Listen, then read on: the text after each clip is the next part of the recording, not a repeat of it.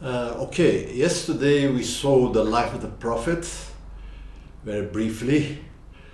Today we'll speak about the end of his life and also what would happen to the kingdom he had built.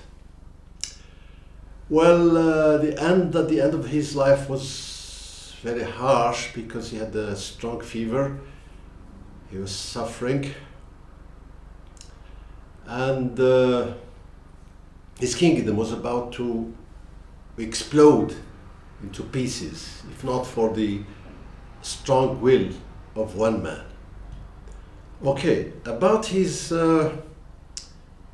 fever, to quote Virgile, he says in French,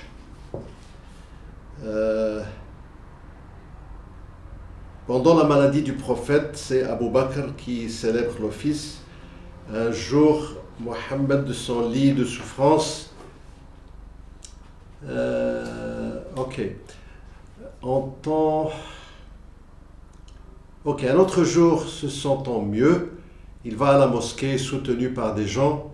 Abu Bakr office, il veut céder la place. Mahomet lui ordonne de continuer et se retire porté presque par les gens qui le soutiennent. So, the Prophet was suffering, but he ordered Abu Bakr, his father-in-law, to lead the prayer. Very important. Well, considering the split of the kingdom of Islam, if you may call it so, built by the Prophet, we can quote another historian, Maxime Rodinson. What does he say?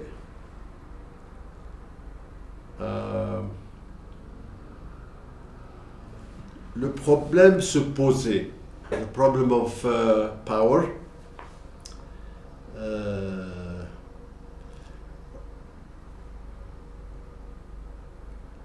Il n'était pas difficile de prévoir que la mort du maître allait libérer les puissantes tendances anarchiques de la société arabe.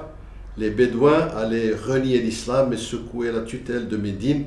Les Juifs allaient relever la tête. Les prophètes du Yamama, d'ailleurs, allaient essayer de recommencer leur conte, l'aventure de Mahomet. Il fallait un noyau solide pour reprendre en main et continuer l'œuvre, sans quoi tout était perdu. So this new, again, kingdom between the West Commerce of Islam was going to explode after the death of Prophet Muhammad, if it was not for the strong will of one man. And here again, I will quote a famous historian, as I spoke about yesterday, Michael Hart, a strong defender of the Judeo-Christian civilization. What does he say?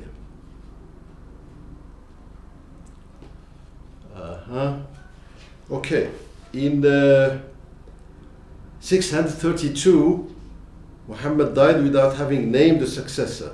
Omar, son Omar, promptly supported the candidacy of Abu Bakr, a close associate and father-in-law of the Prophet. This avoided a power struggle and enabled Abu Bakr to be generally recognized as the first successor of Muhammad. So it was Umar who prevented the Muslims to explode. Now the four caliphs are well known. The guided caliphs are Abu Bakr, Umar, Uthman, and Ali. Very briefly about each one of them. Abu Bakr, 573-634, was nicknamed As-Siddiq, the trustworthy. He was the closest friend of Muhammad, and he was his companion in the Hijrah, the flight to Al-Madinah. And he was the one who led the prayers. And this was seen as a clear sign to intelligent Umar that if this man could lead the prayer according to the Prophet, so you should also lead the government of the Muslims. And here comes Umar, 586-644, he's the second caliph.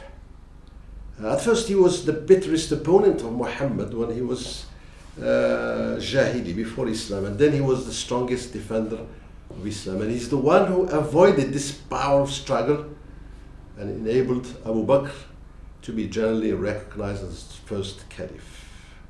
Umar achieved much during his long reign, relatively longer, it was 10 years. He reached the Byzantium Empire, Syria, Iraq, and Persia. At that time, or before Islam, the Persians and the Byzantines used to fight each other, non-stop wars. Arabia was just a battlefield for them. But now, the Arabs, especially as Muslims, conquered both big nations and reached even North Africa. He also Arabized the Muslim world, so the Muslims spoke Arabic, which is important. And the conquests were the largest during his reign, if you like. And for Michael Hart, he's even more famous than Charlemagne or Julius Caesar. And unfortunately, he was killed by a Persian slave. And then comes Uthman. He's very well known for the promulgation of the canonical version of the Quran that was currently used by all the Muslims all over the world. He was rich and very generous. He belonged to the Arab clan of the Umayyads. But at the end of his reign, he was attacked by the Kharijids, and it was Imam Ali who defended him against them.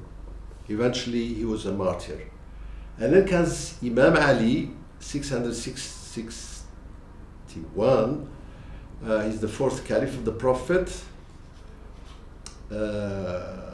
He accepted the message of Islam while just a child, 10 years old. He slept in the bed of the Prophet while the Prophet was escaping for Hijrah, and he returned the belongings of Quraysh that were kept in the Prophet's house. For the Shia, he was believed to be nominated by the Prophet, but most historians say the Prophet Muhammad designated nobody, maybe just signed by asking Abu Bakr to lead the prayer. He was one of the most learned companions, if not the most learned companion of the Prophet. He was the major advisor of Abu Bakr, Umar, and Uthman. He was like if you consider the political sciences that divide power into legislative, judiciary, and executive, the three caliphs were just executive, and he was the legislator, so he was actually more important. But the Shia would refute what I'm saying. I advise any Shia or any Muslim for that matter to just read Ali ibn Abi Talib's Nahjul Balagha, The Road of Eloquence, his book in which he states his political, religious, and spiritual opinions. He was more spiritual than political. He was a divine man. So this is very briefly an account of the major successors of the Prophet Muhammad. And then the rule of Muhammad, that was Shura, that is democratic choice of the leader, became a hereditary dynasty with the Umayyads and the others.